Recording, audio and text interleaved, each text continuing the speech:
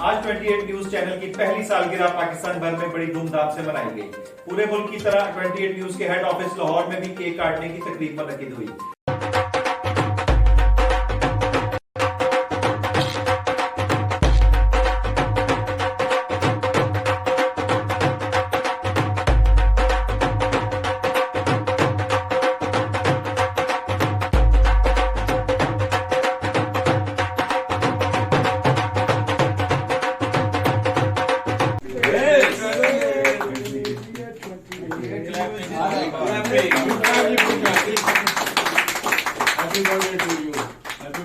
मूरख दुनिया रब नूं लभदी सूरत यार दी सूरत रब दी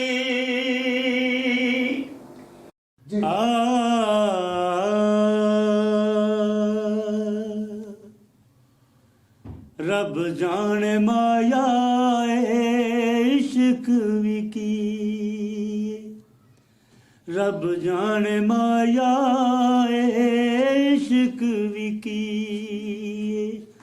सूल ते चढ़ के भी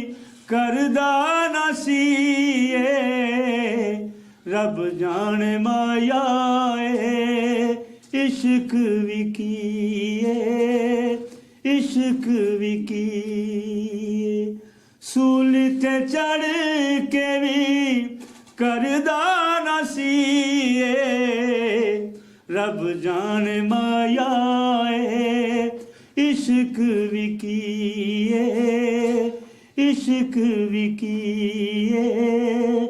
इश्क विकी इश्क जुलेखा दे सिर चढ़े यूसुफ दा मुल अट्टी तरेया इश्क जुलेखा दे सिर चढ़े यूसुफ दा मुल अट्टी तरेया किधरे रुख ते किधरे बीए रब जाने माया इश्क विकी इश्क विकी इश्क विकी करबल दे विच आके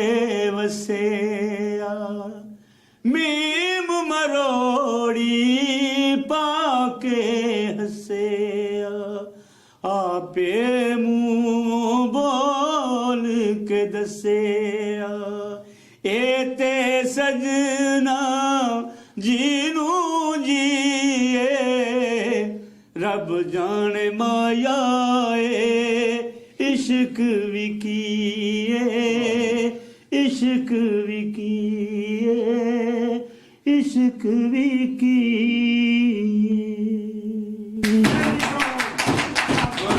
बेबाक न डर